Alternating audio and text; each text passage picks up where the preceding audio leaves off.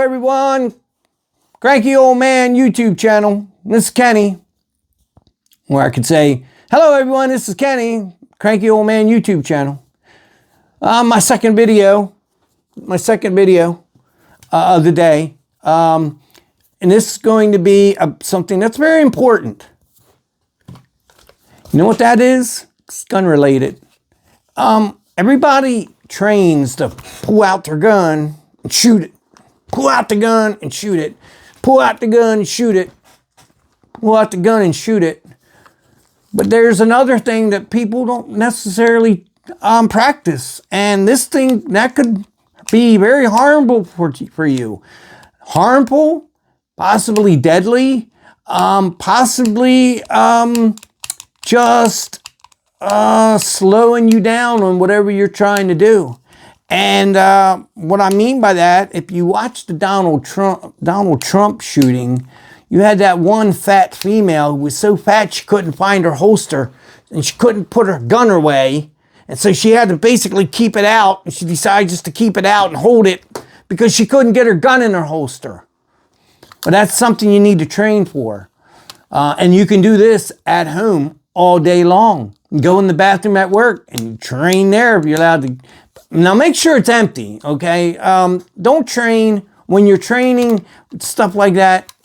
Take everything out. You can put the magazine back in, but don't chamber it. If you want the real feel of it and everything, you can put the magazine back in, but just make sure there's not one in the chamber.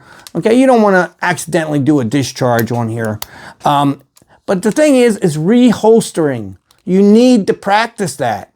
Okay, you have somebody, maybe you discharge your firearm, maybe you were going to go over and try to help that person, or, you know, for whatever reason, you got to put that firearm away and you're doing this and you can't get it, and now you're still holding it. You know, you tuck it in your pants, do you put it on the ground, do you throw it in a car? You know, you've got to be able to reholster your weapon, and you got to be able to do it without really looking at what you're doing. You want to keep your eyes focused on the threat while reholstering. Now, do you reholster if he's still a threat? A person, if talking about a threat? No. Keep a low ready on him if you have to. Do that until the 911, until the popo shows up, if you have to. The threat's definitely over. Make sure you're able to holster without having to look down. You pull that up and put it in. Now, here's another important thing. Hold on.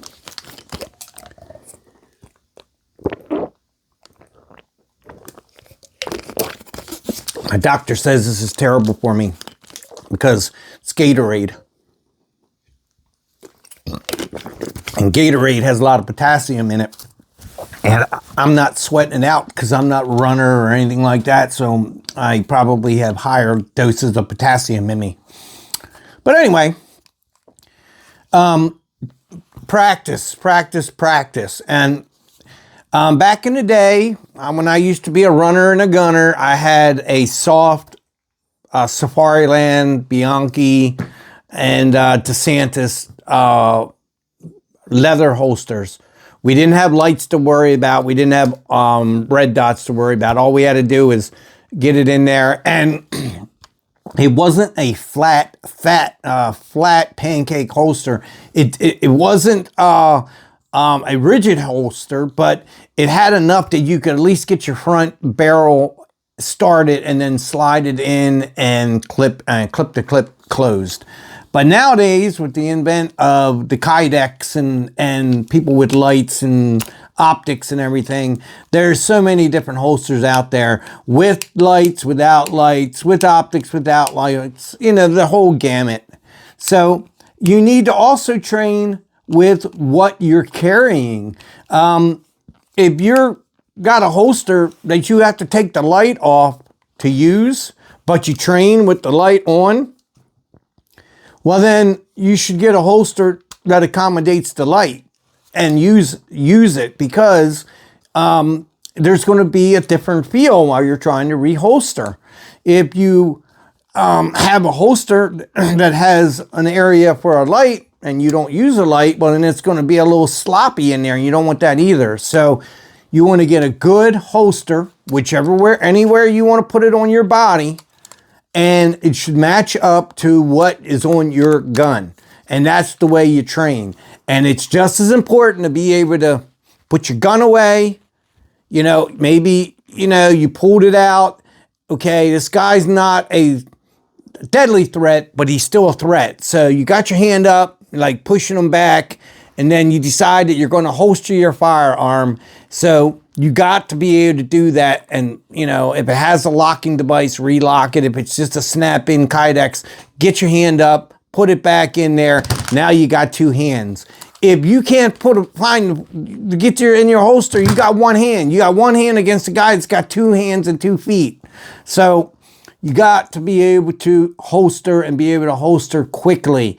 Now, not as quick as drawing and presenting it, because you want to be able to get it in quick, but you want to go slow. And I know that's kind of I'm contradicting myself, but once you get your gun here, first of all, get this finger, as far away from the gun as you can. Because there's been people who do this, and they go to put their hand, they're under stress too. They'll try to put their gun away. Their finger will get stuck in there. They'll jam it down in there, and they'll discharge around because it got stuck in the holster as they shoved it down in their gun in their holster. So get that up as much as you can. Get your garment out of the way, put it away, and now you got two hands.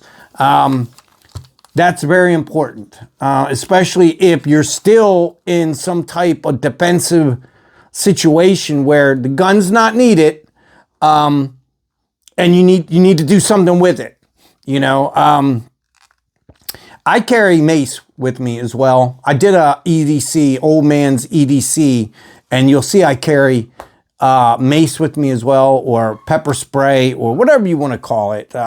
Mine, I use OC spray with pepper that takes away their breath and their eyes, so they can't see you and they can't breathe very well. And that helps a lot. Some people, it doesn't affect them. I've seen people, you can hose them down their whole body, and it just doesn't bother them. But active self-defense says there's something that's in between a gun and a harsh word, and that's OC spray.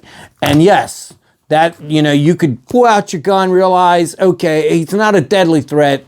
You can holster that and pull out your mace. You can't do all that if you can't get your gun back in the holster. And you want to do that efficiently, and you don't want to accidentally discharge, because if you're carrying appendix and you discharge, there's a lot of things you could lose down here that you don't want to lose.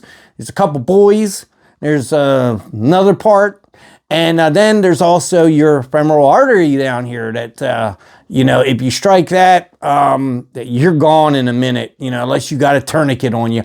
A lot of times I do have a tourniquet on me or in my car. I know that doesn't help you up in the mall, but since the mall's closed, you only got little stores open nowadays. That's not that big of a deal. So anyway, reholstering, very important skill to have. I can't say it enough. So that's all I can say about it. Other than have a quality holster, you know, get the Kydex ones that are always open. So you just got to drop it in like it's a bucket.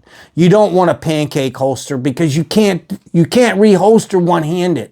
You're fighting some guy off, or you're pushing a guy back. You got to kind of pull up your clothes, and you got to open up that pancake and stick it in there, or you're fudging around. You don't want to be fudging around with the barrel pointing at your stomach or whatever, trying to fish that in with one hand. You want to be able to get it in with one hand. So that's what you need to do. A good holster that you can reholster using one hand with no eyes, without looking. That's what you need. That's what you need to train with, and you'll be good to go.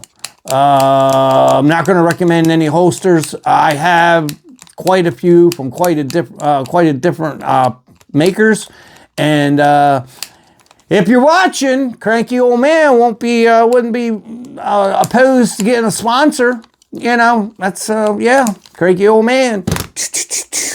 All right, peeps. Thank you for watching, and I will see you on my next video. Take care, and happy Thanksgiving. Happy New Year's. Bye.